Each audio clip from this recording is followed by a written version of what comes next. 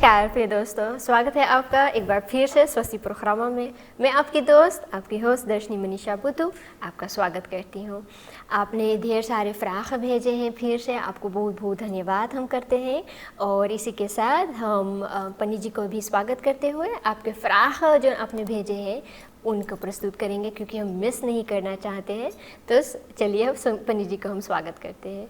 नमस्कार पंडित जी। नमस्कार दर्शनी जी। कैसे हैं आप पंडित जी? हम तो ठीक है, आप सुनाइए, आप कैसे हैं? हम भी बहुत अच्छे हैं पंडित जी। बहुत अच्छे। आज फिर आप पिंक ये पार्ट्स को कलर में आ गए। जी पंडित जी, क्योंकि सावन के महीना जो आप जैसे आपने बताए हैं कि हम भगवान जी को हम प्रसन्न कर सकते हैं, और फ्राख भी सावन के महीने के भी अभी तक आ रहे हैं। अच्छा? तो हमने सोचे हैं चलिए फिर से मतलब पहले भक्ति अभी चल रहा है, सुन करके बहुत अच्छा लगा। चलते जा रहे हैं पंडित जी, बहुत अच्छे बहुत अच्छा भी महसूस हो रहा है, जैसे फ्राख भी आ रहे हैं। अच्छा। तो पंडित जी ऐसे है कि एक फ्राख भी आपके लिए है पंडित जी। हम हमेशा आपसे ही प्रश्न करते हैं, तो क्या आपके मन में भी कुछ प्रश्न है हमारे दर्शकों के लिए कि वे भी कुछ अंतर्गत कर सकते हैं? भाई हम तो एक क्वेश्चन फ्राख करना चाहते हैं, लेकिन अभी नहीं, इस एपिसोड में नहीं, अगले एपिसोड में जरूर करेंगे। और जो इसका सही उत्तर देगा उसको एक तोहफा मिलेगा।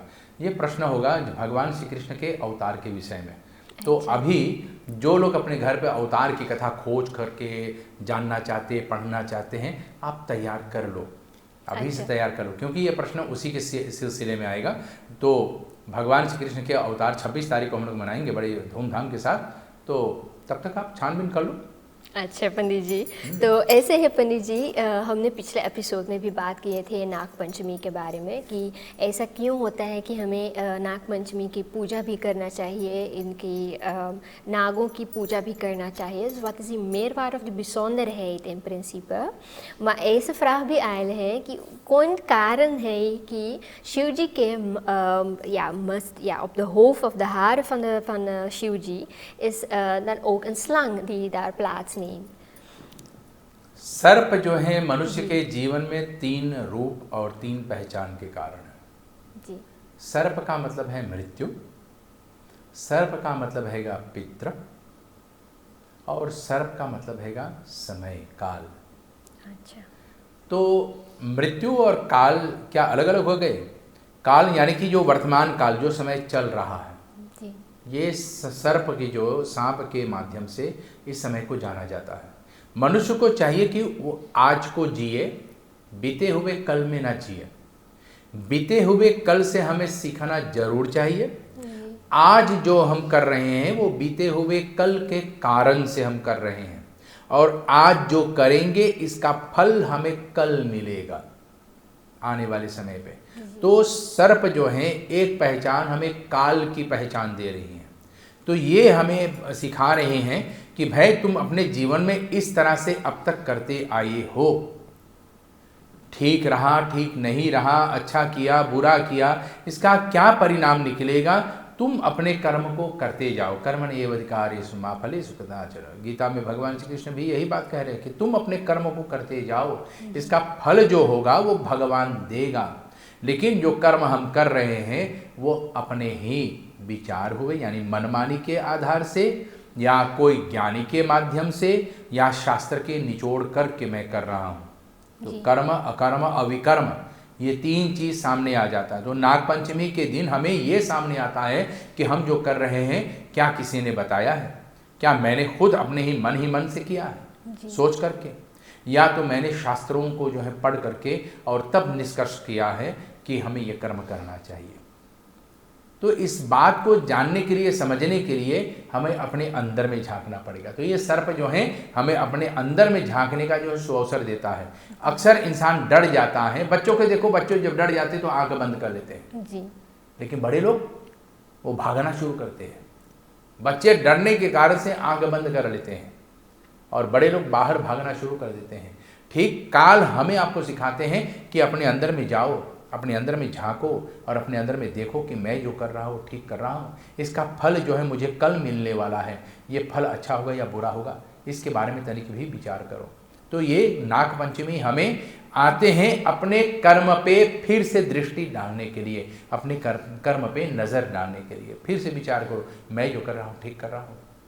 वैसे तो हर मनुष्य को दिन में 2 काम करना चाहिए, प्रत्येक दिन रोज इंसान को 2 काम करना चाहिए। सवेरे में भगवान को स्मरण और रात को जो है चिंतन। भगवान को याद करना कि मैं जो भगवान के लिए सेवा कर रहा हूँ, रात को चिंतन कर रहा हूँ कि मैंने जितना कुछ कर्म किया आज का दिन वो सब ठीक रहा, भगवान के लिए रहा, या इसमें मेरा अपना कुछ मोटापन है, या संसार के लिए मैंने कुछ मांग लिया। जो मैं करना चाहता था वो मैं कर सका हूँ, ये 2 बार। तो इसी को कहते सेल्फ रिफ्लेक्सी, अपने आप पर निरीक्षण करना, अपने आप को सुधारने का प्रयास करना।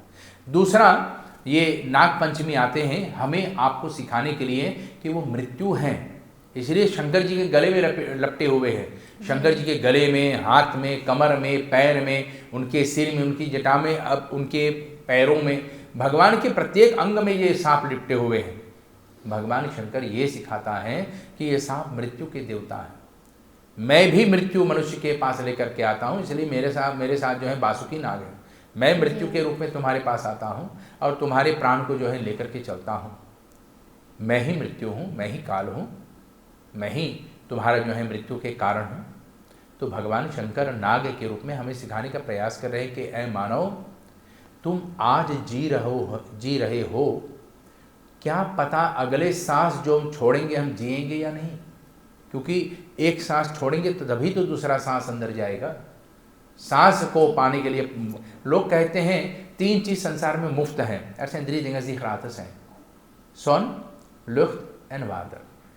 ठीक है, ये 3 चीज मुफ्त हैं, लेकिन है नहीं। वायु के पाने के लिए एक वायु को छोड़ना पड़ेगा। पहले एक श्वास को छोड़ो, तो ये मुफ्त में नहीं हुआ। दूसरा ये कि जल हमारे जीवन में प्यास बुझाती है।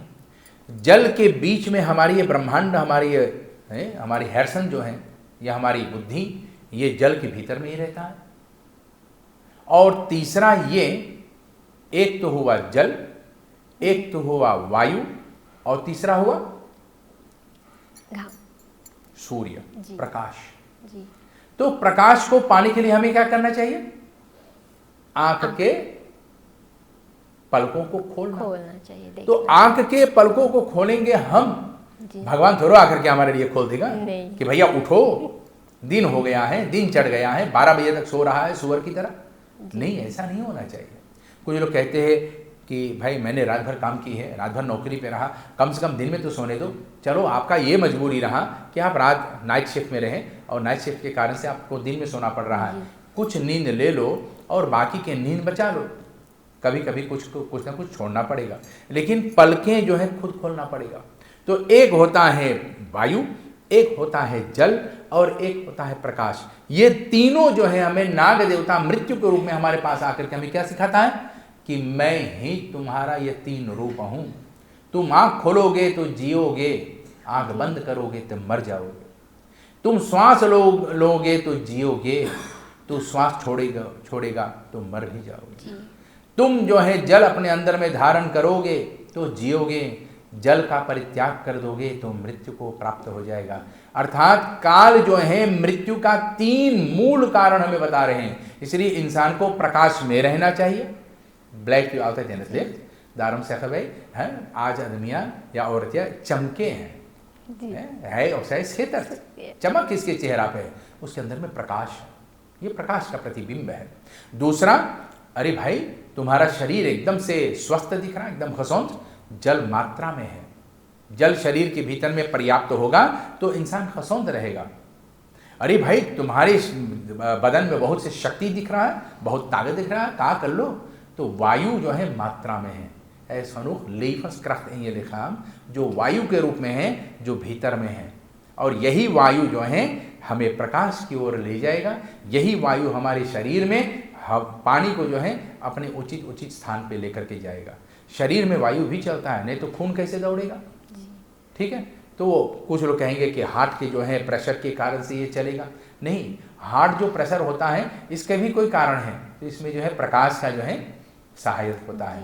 बिजली इसमें जो है एक छोटी सी जो है बिजली का जो है करंट आता है, तो हार्ट जो है प्रेशर करता है, और उसके साथ केवल रक्त नहीं, केवल खून नहीं, वायु भी साथ में चलता है, तो जा करके उसको उचित स्थान पे पहुंचा करके और प्रसारित करता है, तब जा करके मनुष्य जीता है। तो ये नाग पंचमी में ये दूसरा नाग के पहचान हमारे मृत्यु का प्रतिबिंब है, मृत्यु के प्रतिबिंब है। तो एक हुआ कि हमें हमारा आज, हमारा काल, हमारा समय, दूसरा हुआ हमारा मृत्यु, और तीसरा हुआ हमारा पितृ। पितृ माने हमारा पुरखंड। इसलिए हमारे धर्म शास्त्र में कहे गए कि सांप को कभी नहीं मारना चाहिए। ये प्रश्न भी आ गया है पंडित जी, क्योंकि कुछ लोग कहते हैं कि सांप भी कुछ खलीफ ख़फालक होते हैं जो अगर सामने आ गए हैं तो हमें क्या करना चाहिए। कुछ तो सांप तो लपेट लेते हैं, जीवन का अंधा कर देते हैं, तो अपने आप को बचाने के लिए, तो कुछ लोग जब होते हैं तो वो मार देते हैं। Is het ook zo een gelegenheid bij naakpanchami dat ze hun vergiffenis kunnen vragen? अब देखो, जहाँ तक मेरा ख्याल है पिछले एपिसोड में आपने ये प्रश्न किए थे कि खट्टा क्यों नहीं चढ़ाए जाते हैं ना, पिछले एपिसोड में रहा ना। तो अब ये प्रसंग आता है यहाँ पर नाग पंचमी में कि जहाँ पर नाग होते हैं, हमारे पुरखा पुरनिया लोग जो हैं एक छोटी सी कहावत लेकर के चले हैं जो आज भी मुझे याद है। बचपन में हमारी नानी जी हमसे पूछा करते थे और पूछ करके बुझावनी के रूप में हमारे सामने रखते थे। तो मैं अपने दर्शकों के सामने जरूर रखना चाहूँगा कि अगर आप बता सके, और कुछ लोग गांव के पुरखा पुरनिया हैं जो इस बात को जानते हैं तो वो बता सकते हैं। कहावत में रूप में आता है, टीप टपाक से कपाड़ काहे फोड़े, ठेंगे से बिंगे रात काहे डोले। ये एक छोटी सी बुझावनी है, और आप इसका जो है समाधान करके मुझे बताइए कि किसके बारे में बात हो रहा है, किसके बारे में, क्या विषय है, क्या चर्चा हो रहा है। टीप टपाक से कपाड़ काहे फोड़े, ठेंगे से बिंगे रात काहे डोले। ठीक है, इसको पूछने का शायद और तरीका भी लोगों को होंगे। तो अगर आपको जो है ये ज्ञान है, आपको ये पता है, आपको है इसकी जानकारी है, तो आप बताइए, सोचिए, जरूर बताइए। और ये नाग जो हैं, नाग को दूर करने के लिए, नाग काटता है क्यों? हमें नाग नहीं मारना चाहिए क्योंकि हमारे पूर्वजों का पहचान होता है, हमारे फोर ऑर्डर्स के पहचान होता है, ये हमारे फोर ऑर्डर्स के बारे में बताता है। तो हमें नाग को मारना नहीं चाहिए, ये एक हुआ। और दूसरा ये कि हमारे पूर्वज हमारे पास कब आएगा, कैसे आएगा, तो बोले नाग के रूप धारण करके हमारे पास आता है और देखते हैं कि हम लोग ठीक से चल रहे हैं, धर्म के रास्ते पे चल रहे या नहीं। जो धर्म के रास्ता पे नहीं चलेगा उसी को नाग काटेगा।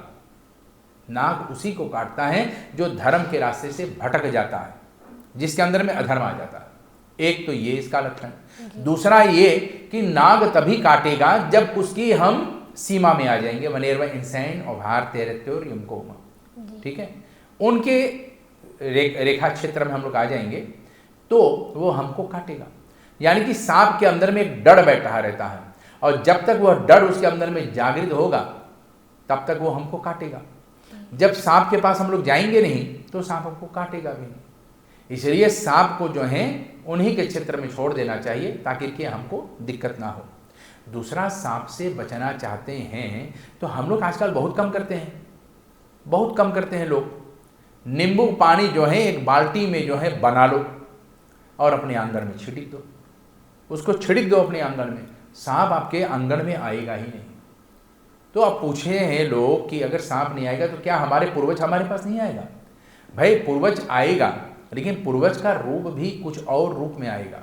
वो जो है जिसको हम लोग कहते हैं ये तपेच्छना जिसको कहते हैं ना, उसी रूप में जो है हमारे पूर्वज हमारे पास आते हैं। तो ऐसे रूप में आकर के हमारे आपकी परीक्षा लेते हैं, पहचान लेते हैं कि भाई तुम धर्म के रास्ते पे चलते हैं या नहीं। इसलिए नाग पंचमी के दिवस पर नाग देवी भगवान शंकर की पुत्री हैं, नाग देवी मनसा। इस नाग देवी मनसा के हम लोग पूजन करके उनको मनाते हैं, और उनको मनाने के बाद जो है उनसे प्रार्थना करते हैं कि हमारे कुल की रक्षा करे, हमारे पितरों को जो है संतुष्ट करे। इस तरह से नाग देवी मनसा के पूजन करने से नाग पंचमी के दिवस पर परिवार में सुख शांति रह जाता है। बहुत अच्छा पंडित जी, we hadden dit helemaal niet geweten. Maar er zijn er ook nog andere vragen होर पंडित जी, ऐसे कुछ दूसरे vragen भी है नाग पंचमी के अलावा. लेकिन नाग पंचमी जब अगर हम पूजा करेंगे उस दिन, dan is het alleen met melk of is het ook met andere gerechten of andere Prasad dat ik dan moet bereiden? नाग देवी को जो है अगर हम लोग प्रसन्न करना चाहते हैं तो उनके लिए दूध को समर्पण करें, दूध के साथ कुछ मिठाई जैसे सेव है, ये गोल गोल रसगुल्ला जैसे होता है ना, गुलाब जामुन नहीं, गुलगुल्ला, ये सब सेव है, गुलगुल्ला है, खाजा है, ये सब हम लोग भगवान शंकर को इस नाग देवी मनसा को जो है अर्पण करें तो नाग देवी मनसा प्रसन्न होते हैं. तो ये सूखे सूखे फल होते हैं, मिठाई होते हैं, जलेबी नहीं देते हैं, दूध देते हैं ज़रूर, लेकिन बाकी के उनका जो है खाद्य वस्तु जो होते हैं, जो खाने वाले वस्तु होते हैं, पकवान जो होते हैं, तो वो सूखे सूखे होते हैं, जैसे कि सेव हैं, जैसे कि गुलगुल्ला हैं, जैसे कि एक होता है ना क्या, खाजा, ये भी नाग देवी मनसा को चढ़ाते हैं. और एक और है मिठाई, उसका नाम मेरे दिमाग में नहीं आ रहा है, लेकिन गुलगुल्ला की भांति हैं, सेव की ही भांति हैं, लेकिन थोड़ा मोटा है, तो वो हम लोग नाग देवी मनसा को चढ़ाते हैं. तो ये भी आटा से ही बनता है, पिसान से ही बनता है, और उसको जो है दूध से सान करके बना करके हम लोग नाग देवी मनसा को अर्पित करते हैं. इस तरह से नाग देवी मनसा की जो है प्रसन्नता सब लोग को प्राप्त हो जाता है. जी, maar Pandit ji, is het ook zo dat ik thuis mijn naagdevi Puja kan doen of moet ik per se naar de मंदिर gaan om de पूजा te doen? देखो, अपने कुल में जो है कुछ लोग जो है अपने घर के आंगन में, अपने खेत में, अपने मंदिर में कोई ना कोई स्थान बनाए रखते हैं जी. लेकिन हमारे यहाँ पर बताए गए हैं नैऋत्य और पीछे के जो है वरुण कोण जो होता है, इन दोनों के बीच में जो अनंत कोण होता है, यानी कि अगर औस्त सामने है तो वेस्ट आपके पीछे है और सौद आपके दाहिना है, तो सौद और वेस्ट के बीच में जो कोण आता है उसको नैऋत्य कोण कहते हैं. और इनके बीच में फैफेतखराद की जो है जाकर के सीमा रहती है. तो इसी फैफेतख को जो है आधा करें तो जाकर के मनुष्य को जो है जाकर के मिलेगा 22 डिग्री पर. तो त्वयंतखराद पे जाकर के अनंत कोण होता है. तो यही अनंत कोण, यही पे सर्प का पूजन होता है. तो अपने घर के जो हैं पश्चिम जिधर घाम बैठता है जी, और जिधर घाम बैठे हैं तो उसके जो है बीच वाला स्थान में जो है जाकर के देखें, यानी कि फैफेतखराद को आप 3 में भाग कर दो तो त्वयंतख आपको मिलेगा. और उसी के बीच में 17 पे जो है जाकर के सेफंदिदखरात पे जो है अनंत के स्थान है और अनंत के स्थान पे ही जाकर के उसका पूजन किया जाता है. तो वहाँ पर आप दीप रखिए, दूध रखिए, मिठाई रखिए और नाग देवी मनसा के नाम से जो है फूल रख करके उसको प्रसन्न कीजिए. फिर आपके द्वार पे नाग आदि नहीं आएगा और आपको कष्ट भी नहीं होगा, परिवार को कष्ट भी नहीं होगा. अच्छा, बहुत धन्यवाद पंडित जी, आपने हमें बताए हैं. हम आशा करते हैं हमारे प्रिय दर्शकों को ये बरेकनिंग आपने बताए हैं बहुत belangrijk है कि करें अगर वो घर पे ये पूजा करना चाहते हैं. Anders mogen ze ook naar de मंदिर dan gaan. पंडित जी, dan zijn er dus ook nog een paar vragen omtrent Rakshabandhan कि हम जब रक्षाबंधन मनाते हैं तो हमेशा हम बात करते हैं कि भाई बहन का रिश्ता है, कैसे आया, कैसे hoe is het begonnen en hoe moeten we het dan doen. मालूम पड़ा है कि कुछ और एक्टिविटीज़ इस दिन को होते हैं, लेकिन हमें मालूम नहीं है कि कौन से एक्टिविटीज़ है. तो यह प्रश्न है हमारे प्रिय दर्शकों के तरफ से कि आप क्या बता सकते हैं कि रक्षाबंधन के दिन और कौन सी चीज़ें होती हैं कि ये एक belangrijk दिन हो जाते हैं. सबसे पहली बात यह है कि रक्षाबंधन हमेशा पूर्णिमा पे, फौलमान पे होता है जी. ठीक है. तो ये श्रावण शुक्ल पक्ष पूर्णिमा में ही रक्षाबंधन का त्यौहार आता है जी. एक तो ये, तो इसका मतलब ये हुआ कि भाई बहन को जो है रक्षा सूत्र बांधते हैं. ठीक है, या तो बहन भाई को रक्षा सूत्र, दोनों एक दूसरे को बांध सकते हैं, दोनों को बांधने का अधिकार है. क्योंकि भाई जो बांधता है तो वो वचन देता है कि इसको याद रखना, मैं तुम्हें तुम्हारी रक्षा के लिए हमेशा तुम्हारे पास रहूँगा, तुम्हारी रक्षा करूँगा. बहन जो है अपने भाई की कलावा में बांध करके वचन लेती हैं कि भाई तुम मेरी साथ कभी मत छोड़ना. ठीक है, तो इस तरह से ये दोनों आपस में वचनबद्ध होते हैं. दूसरा इसमें एक त्यौहार आता है कि ये एक तो पूर्णिमा होने के कारण से, पौर्णमान होने के कारण से इस दिन अपने अपने घर पे लोग सत्यनारायण भगवान का व्रत पूजन करते हैं। भगवान श्री सत्येश का जो है हम लोग पूजन करते हैं, सत्यनारायण का। तो सत्यनारायण भगवान का जो है पाठ करते हैं और उसका जो है कथा श्रवण करते हैं। भगवान विष्णु का ही पूजा है और इसको सत्यनारायण व्रत कहते हैं। कुछ लोग पूर्णिमा व्रत करते हैं। पूर्णिमा व्रत माने कि आज मैं चंद्र देवता को प्रसन्न करने के लिए, अपने जीवन में सुख शांति पाने के लिए चंद्रायन व्रत करता हूँ। तो चंद्रायन व्रत माने कि मैं चंद्रमा को जो है केवल जल चढ़ाऊँ और स्वयं केवल दूध को पीऊँ और भोजन तक ना करूँ, ये चंद्र व्रत हो जाता है।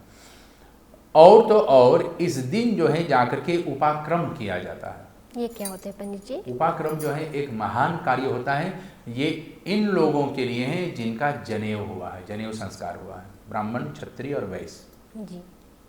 इनका यज्ञोपवीत संस्कार होने के कारण से ये लोग इस दिन जो है 10 विधि स्नान करेंगे, यानी कि समुद्र के किनारे जाएंगे, समुद्र में ये वास करेंगे। समुद्र में जो है 10 प्रकार से नहाएंगे, भस्म से नहाएंगे, माटी से नहाएंगे, तेल से नहाएंगे, सुगंध से नहाएंगे, अन्न से नहाएंगे, फल से नहाएंगे, फल के रस से नहाएंगे, गोबर से नहाएंगे, गौमूत्र से नहाएंगे। अनेक प्रकार के 10 प्रकार की इसमें सामग्री बताई गए हैं। इन सब से उनको नहाना है। नहा करके जो है किनारे पे आना है, अच्छे वस्त्र धारण करना है। वस्त्र धारण करने के बाद नया जनेऊ धारण करना है। नया जनेऊ धारण करके फिर अपने जो है सावित्री मंत्र का जो है जाप करें। कम से कम 1 माला तो कम से कम करना है। वैसे 10 माला का विधान है। अपने घर पे बैठ करके 10 माला को पाठ जाप करें। 10 माला को करने के बाद सावित्री का जो है हवन करें। सावित्री के हवन करने के बाद जो है इस दिन जो है आपस में मिठाइयाँ प्रसाद बांटें और एक दूसरे को जो है जा करके, और इस दिन जो है जा करके वेद मंत्रों का जो है पाठ किया जाता है। यहाँ पर सावित्री मंत्र के जो है जप करने के बाद, हवन करने के बाद वेद की जो है ऋचाएँ को जो है जाकर के पाठ करते हैं। तो वेद की ऋचाएँ को पाठ करने के बाद सावित्री देवी को प्रसन्न करते हैं। सावित्री देवी गायत्री देवी को कहते हैं। तो इस देवी को प्रसन्न करने के बाद जो है जाकर के मनुष्य अपने जीवन में सावित्रमय, यानी कि सावत्रः इंद्रियः निग्रहार्थ, कि अपने जीवन जो है सत्य की ओर ले चल के, सत्य मार्ग पे लेकर के चलेगा, सत्य को अपनाएगा और अपने इंद्रियों को अपने बस में करके धर्म की मार्ग पे चलते हुए अपने जीवन का निर्वहन करेंगे। ये इसी को हमारे यहाँ उपाकर्म कहते हैं। उपाकर्म माने अपना जो है पुराने वस्त्र को निकालना, पुराने जनेऊ को निकालना और नया जनेऊ को धारण करना, पाप से छुटकारा प्राप्त करना। अब जो है हम लोग दिन भर में 5 पाप करते हैं। उन 5 पापों से छूटने के लिए ये उपाकर्म होता है और इस उपाकर्म को करके व्यक्ति उन पापों से छूटकर और पुनः शुद्ध होकर के भगवान के योग्य बन सकता है। और साल में एक ही बार ये मौका मिलता है, वर्ष में एक ही बार। वैसे हर पूर्णिमा पर अगर आप चाहे, आपके बस में हो, तो आप इस उपाकर्म को कर सकते हैं। लेकिन अगर आपके पास में नहीं है, आपके पास ये ज्ञान नहीं, तो आप मत कीजिए, आपको ऊपर क्या जाएगा। लेकिन अगर हाँ कर सके तो ज़्यादा अच्छा है। इसलिए इस उपाकर्म को अगर आप करें, कुछ पंडित लोग मिल करके करते हैं, कुछ लोग अकेले अपने घर में करते हैं। अगर आपके पास नहीं है तो गंगा जल से स्नान करते हैं, 10 विधि स्नान करके गोबर को, गौमूत्र का आदि अपने शरीर में लगाते हैं, आटा लगाते हैं, तेल को लगाते हैं, फिर भस्म को लगाते हैं, फिर माटी को लगाते हैं, इत्यादि इत्यादि। ये सब लगाने के बाद फिर शुद्ध स्नान करके, नए वस्त्र धारण करके, नए जनेऊ धारण करके भगवान के सामने पान फूल प्रसाद आदि अर्पण करके प्रसाद को लेकर के आपस में बांटना, अच्छे अच्छे बातें करना, वेदों की बातों को स्मरण करना, ये सब जो है जाकर के उपाकर्म में इसको माने जाएंगे। तो ये रक्षाबंधन के ही दिन इस कार्य को करते हैं। जो व्यक्ति इस कर्म को करता है वो ब्राह्मण, क्षत्रिय, वैश्य ही होता है, क्योंकि यही 3 जनेऊ धारण करने का अधिकारी होते हैं। इन्हीं तीनों को इस कर्म को करना है। उस दिन अपने गुरु की जो है जाकर के आशीर्वाद से इस कर्म को करके पुनः गुरु जी के चरणों में समर्पित होकर के प्रतिज्ञाबद्ध होते हैं, यानी कि वचन देते हैं कि मैं धर्म के मार्ग पे पुनः चलूँगा, मैं धर्म के मार्ग पे चल करके अपने जीवन का निर्वहन करूँगा और समस्त पापों से छूट करके गुरु आशीर्वाद को प्राप्त करके सुख में अपना जीवन फिर व्यतीत करता है। जो स्वयं सुखी होगा वो संसार को सुखी रख सकेगा, जो स्वयं दुखी हैं वो किसको कहाँ कैसे सुख पहुँचा पाएगा। इसलिए इस दिन हम दुख से छुटकारा पाने के लिए, सुख को अपनाने के लिए इस कर्म को करते हैं। बहुत अच्छे पंडित जी, क्योंकि आजकल तो हमें खाली मालूम था कि थाली भैया जी के लिए कैसे सजाना चाहिए, राखी कैसे बांधना चाहिए, उतने ही मालूम था। इसके और अलावा गिफ्ट पाना। और गिफ्ट, हाँ गिफ्ट अगोरना कि भैया जी आज कौन सा गिफ्ट देंगे।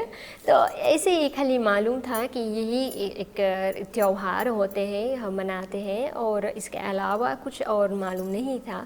तो आपको बहुत बहुत धन्यवाद, आपने बताया है dat er eigenlijk ook bijzondere andere activiteiten zijn dat op die dag kan plaatsvinden.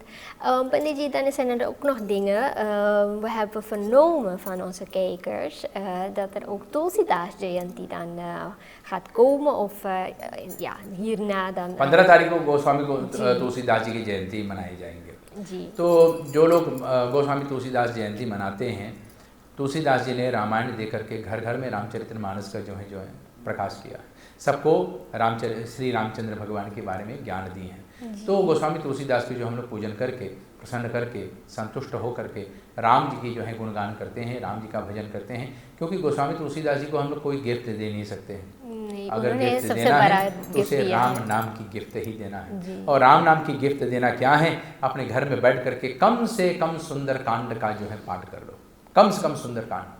या तो रामायण में भगवान श्री राम की जो है 7 जगह पे स्तुति आई हैं, उन 7 स्तुतियों को पाठ करना। जी पंडित जी, लेकिन अगर वे पढ़ना नहीं जानते हैं तो क्या वे सुन सकते हैं? क्योंकि ऑडियो वाला टेक्नोलॉजी बहुत ज़्यादा है आजकल। ये ऑडियो के माध्यम से सुनेंगे, लेकिन यूट्यूब आपको बता नहीं पाएगा कि रामायण में 7 जहाँ पर जो है राम जी की स्तुति कहाँ पे है। जी। तो ये एक बात हुआ। दूसरा ये है कि हम कौन सी स्तुति सुनना चाहेंगे।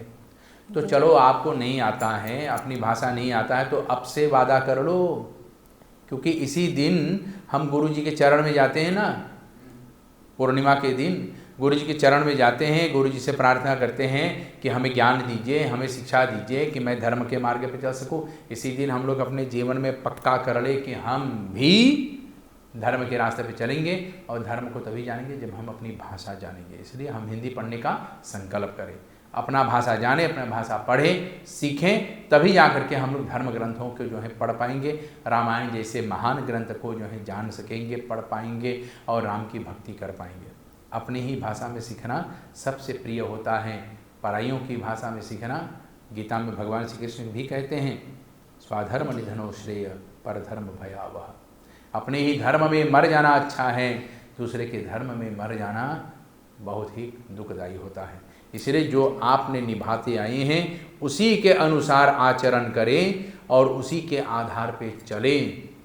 नकल करके चलोगे भाई, कोई जो है लकड़ी के खड़ाओं पे चलता है तो आप भी सोचें कि हम भी लकड़ी के खड़ाओं पे चलें। कुछ कहते हैं कि मैं लंबे लंबे लकड़ी के जो है डाढ़ को ले लूँ, पैर के नीचे बांध दूँ और उसी पे चलूँ। लकड़ी को जो है लंबे लंबे लकड़ियाँ नीचे बांध करके उसी पे चलते हैं, गिर जाओगे।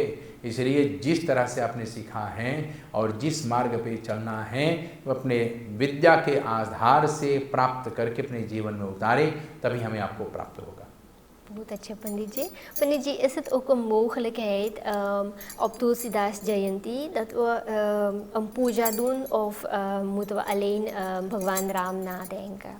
अपने घर पे पूजा कीजिए और इस दिन पूजा करके गोस्वामी तुलसीदास के जो है आभार व्यक्त करिए, राम का गुणगान करके, राम जी का जो है 108 मानस मन का माला है उसको पाठ करके, या तो श्री राम जय राम जय जय राम इसका जो है अखंड कीर्तन करवा कर, गोस्वामी तुलसीदास जी के जो हैं उस दिन जो है हम लोग टोपी पहनाते हैं, पगड़ी यानी पगड़ी पहनाते हैं, अंग वस्त्र देते हैं, तिलक करते हैं, उनके सामने एक पन्ने पर राम नाम लिख करके उनके सामने रखते हैं और उन्हीं के सामने बैठ करके रामचरितमानस का पाठ करते हैं। गोस्वामी तुलसीकृत रामचरितमानस का हम लोग पाठ करते हैं। इस प्रकार से गोस्वामी तुलसीदास जी के जो है आभार व्यक्त करते हैं और भगवान का भी पूजन भी हो जाता है। राम नाम जो सुमिरन करता है वो अपने जीवन में सुख को ही पाता है। शंकर राम के ही नाम में जो है नित्य जो है ध्यान लगाते ही रहते हैं और राम जो है शंकर जी का है ध्यान करते रहते हैं। तो एक तो राम से शंकर का और शंकर से राम का, इन दोनों के आपस में भजन हो जाते हैं और हम राम बोलेंगे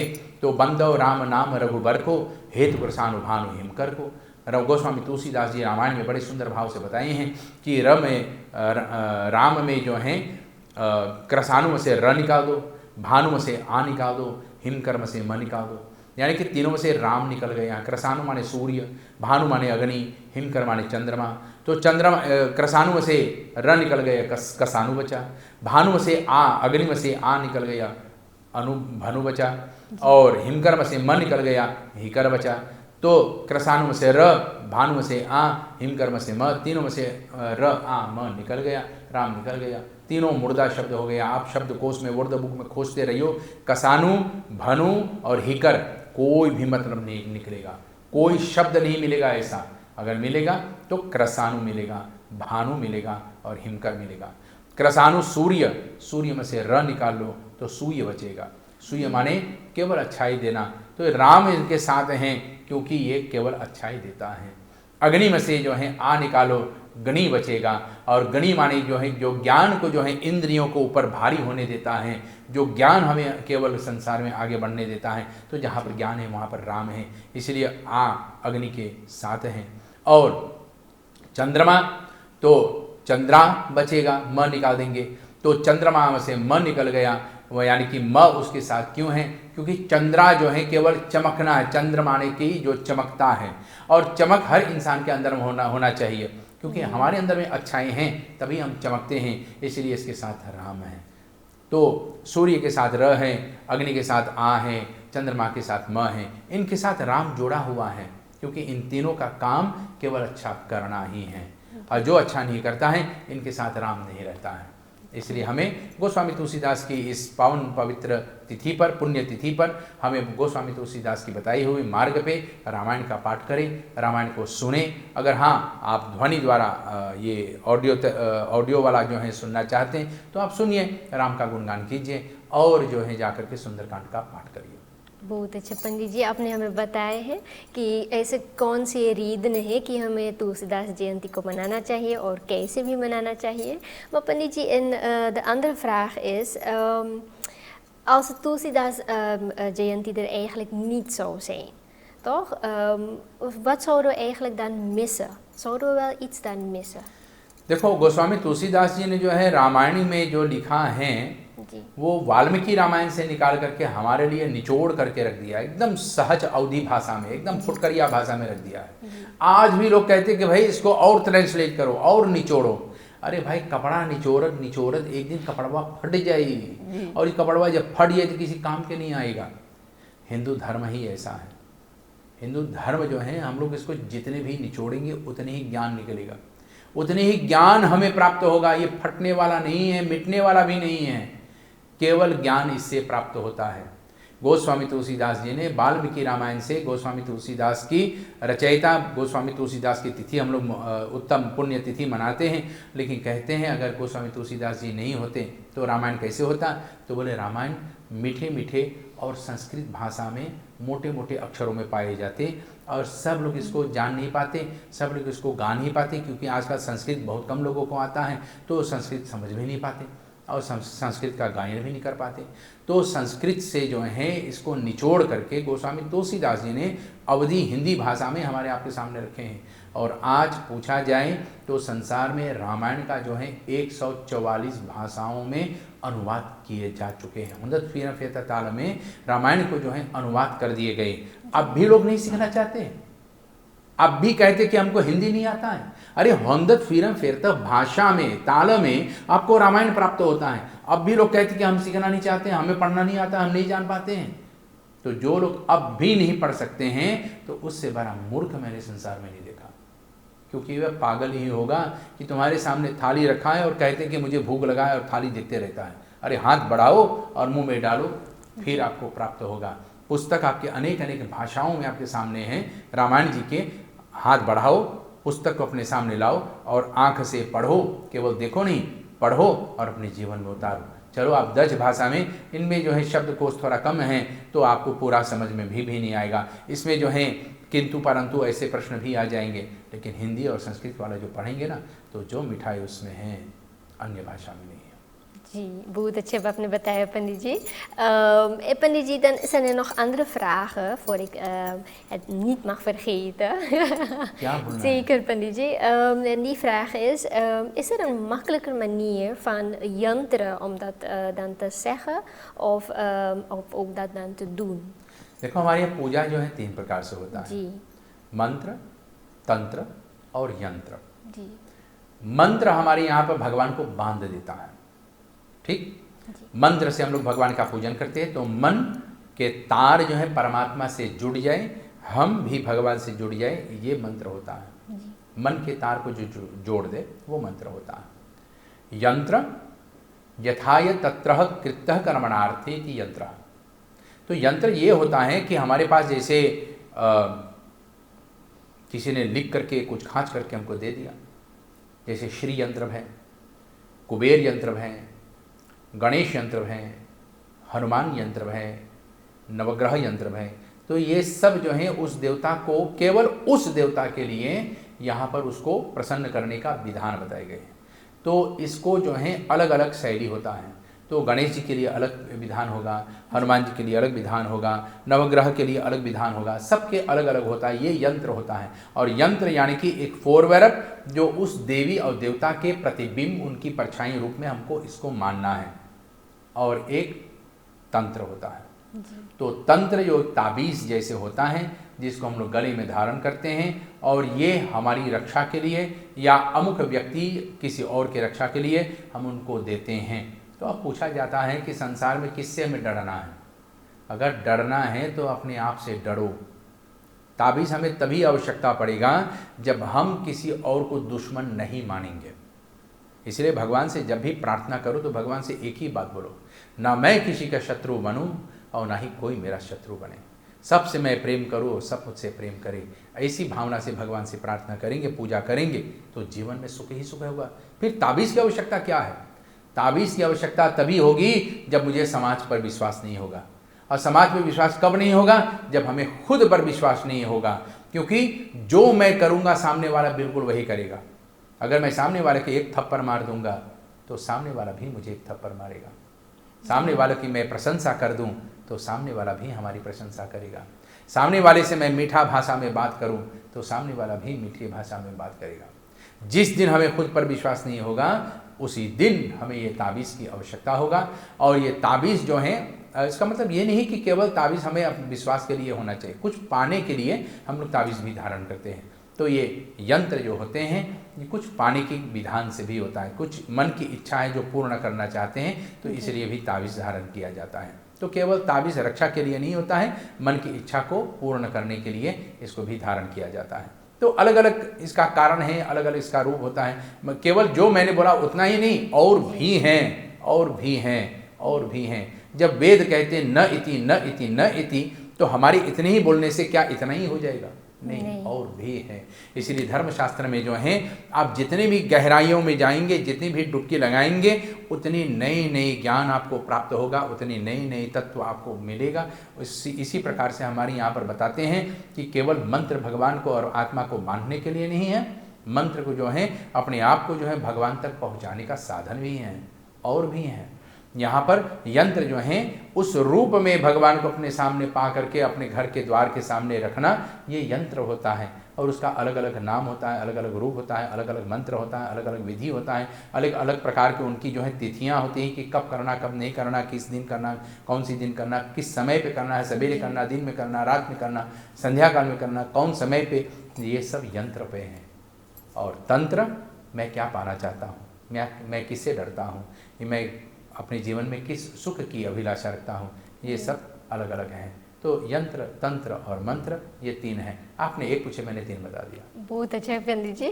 पंडित जी, हम समय को ध्यान में रखते हुए अब जानते हैं कि एक प्रश्न और है। अच्छा। पंडित जी कि एक छोटा बच्चा है, उन्होंने पूछा है कि वो हमेशा मंदिर जाते हैं लेकिन उनको समझ में नहीं आता है, और उन्होंने पूछा है कि आप क्या बता सकते हैं कि अगर हम हमेशा मंदिर में जब अगर समाप्त होते हैं तो हम मंत्र बताते हैं, लेकिन हर हर महादेव करते हुए हम हाथ को यूँ ऊपर की तरफ क्यों हम प्रसारते हैं? ये प्रश्न बहुत अच्छा है जी। और इस प्रश्न के माध्यम से लोगों को कम से कम जानना चाहिए कि हर हर महादेव क्यों बोला जाता है। हर यानी कि शिव, हर, हर क्या हरेगा? मेरे दुख को हरेगा। और किसका दुख है? तो बोलने वाले तो 1000 लोग हैं, लेकिन हाथ उठा रहा कौन? अगर अध्यापक पूछेगा किसने अपना पाठ को याद किया है, तो जो याद किया है तो हाथ उठाएगा, जी जिसका दुख होगा तो हाथ उठाएगा। भगवान के सामने लोग कह रहे हैं कि हर हर महादेव, कि हे महादेव मेरा हर, हे हर मेरा हर, मेरा हरो, क्या हरो? मेरा दुख हरो। तो हे महादेव मेरा दुख हरो। तो दुख हरने का मतलब ये है कि हम दोनों हाथ ऊपर उठा रहे हैं। ठीक जिस प्रकार से कोई पानी में डूब रहा है तो ऊपर आने के लिए क्या करता है? हाथ ऊपर करता है कि भाई मैं पानी के ऊपर तैर रहा हूं, मेरी हाथ को देखो, मुझे पहचानो, मेरी हाथ पकड़ करके मुझे निकालो। इस भवसागर में मैं डूब रहा हूं, हे महादेव मैं डूब रहा हूं, मेरे हाथ पकड़ करके मुझे ऊपर खींच लो, मुझे भवसागर से निकाल लो, मेरा दुख हर लो। यही हम लोग कहते हैं हर हर महादेव। और जब भी हर हर महादेव बोलें, हाथ ऊपर करके और हर हर महादेव बोल करके इस विश्वास के साथ कि भगवान हमें इस भव सागर से निकाल करके अपने धाम में ले जाएगा, सुख के सागर में लगाएगा, सुखमय जीवन व्यतीत कराएगा। इसी को हम हर हर महादेव बोल करके दोनों हाथ ऊपर करते हैं। बहुत अच्छे पंडित जी, इसी के साथ हम इस एपिसोड के अंत में भी हो आज गए हैं। आपको हम बहुत बहुत धन्यवाद देते हैं और भी कहते हैं हर हर महादेव। हर हर महादेव। प्रिय भक्तगणों को भी हर हर महादेव और आप सबकी मंगल कामना हो। बहुत धन्यवाद पंडित जी, हम फिर मिलेंगे अगले एपिसोड में। धन्यवाद। तो प्रिय दोस्तों, आपने देखे हैं इस एपिसोड के अंत में हम आ गए हैं। आपके प्रश्न हमने प्रस्तुत किए हैं, और भी प्रश्न हैं हम अगले एपिसोड में फिर से प्रस्तुत करेंगे पंडित जी के सामने। और अगर आपके भी कुछ और भी प्रश्न हैं, आप zonder te twijfelen kunt u dat naar ons toe appen. En ik zie u de volgende keer. Een fijne avond, Shubhratri.